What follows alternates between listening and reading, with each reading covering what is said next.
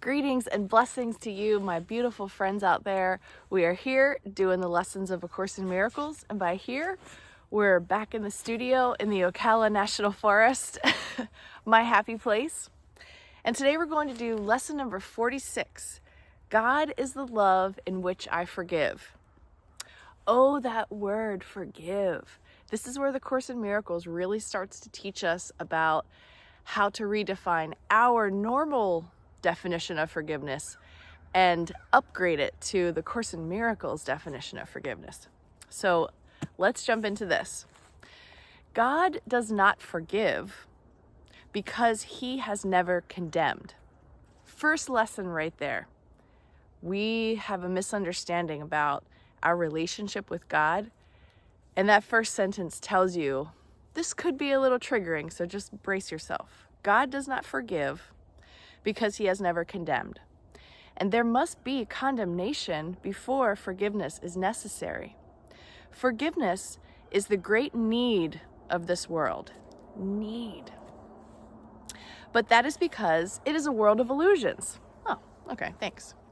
Those who forgive are thus releasing themselves from illusions, while those who withhold forgiveness are binding themselves to them. As you condemn only yourself, so do you forgive only yourself. Yet, although God does not forgive, his love is nevertheless the basis of forgiveness. Fear condemns and love forgives. Forgiveness thus undoes what fear has produced, returning the mind to the awareness of God.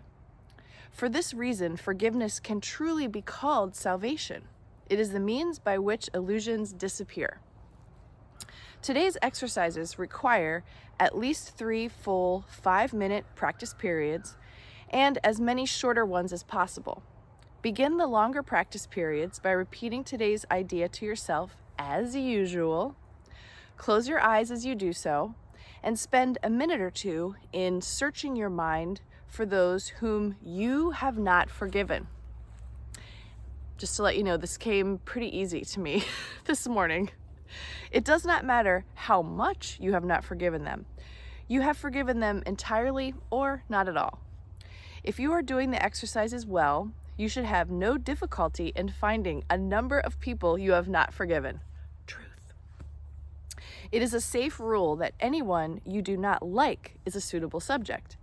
Mention each one by name and say, God is the love in which I forgive you, Annie, which is the name of the woman who was my Airbnb host in California.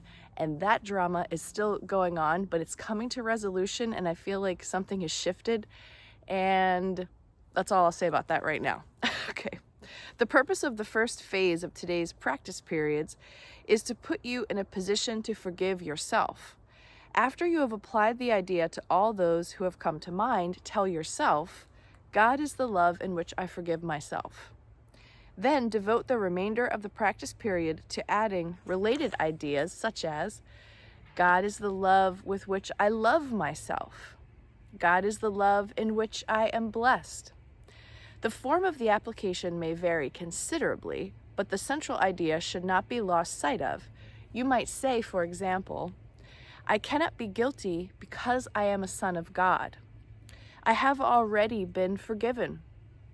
No fear is possible in a mind beloved by God. There is no need to attack because love has forgiven me.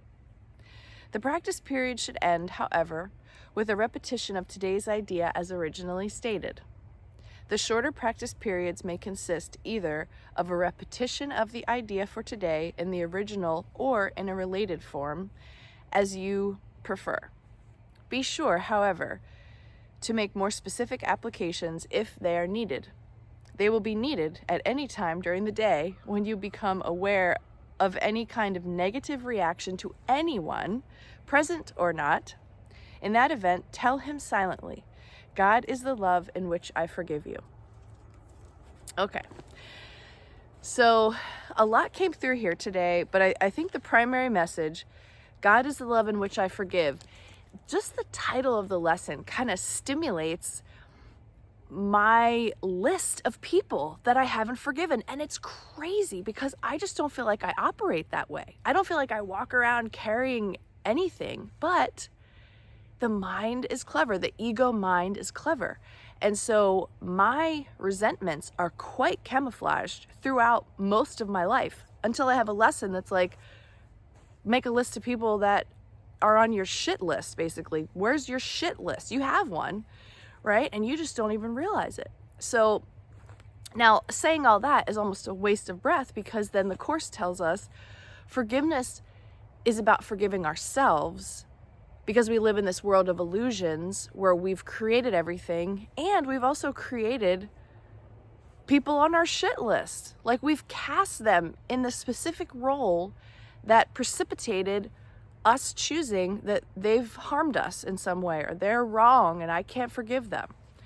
So it's so interesting how the mind does that. Now, forgiving yourself, of course, it almost sounds cliche, but in terms of the metaphysical technology of what we are learning here, I think what it means is, as you really deeply, seriously focus on yourself with your practice, your perception that you're projecting out into the world, it literally does change.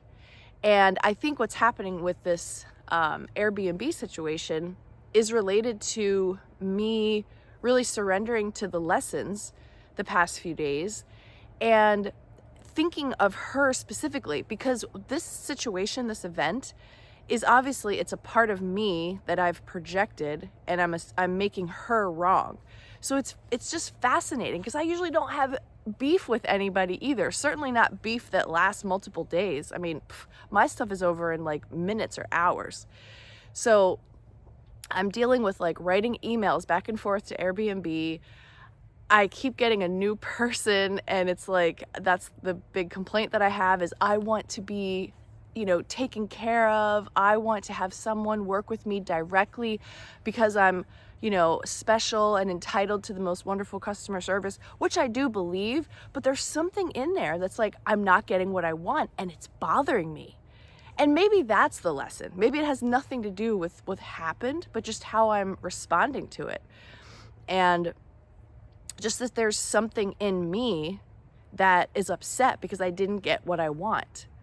And now I'm asking for a refund, and now they're kind of negotiating with me on that too. So, there's a lot for me to learn. And when it comes to forgiveness, it's so much broader than someone did you wrong. Now you decide if they're worthy of continuing to live, or whatever forgiveness means to you.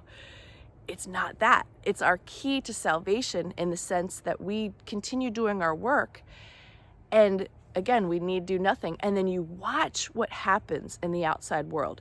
None of those people are wrong. None of them need to be told about themselves and explained in detail how they could be better. None of that is real. All that energy is wasted.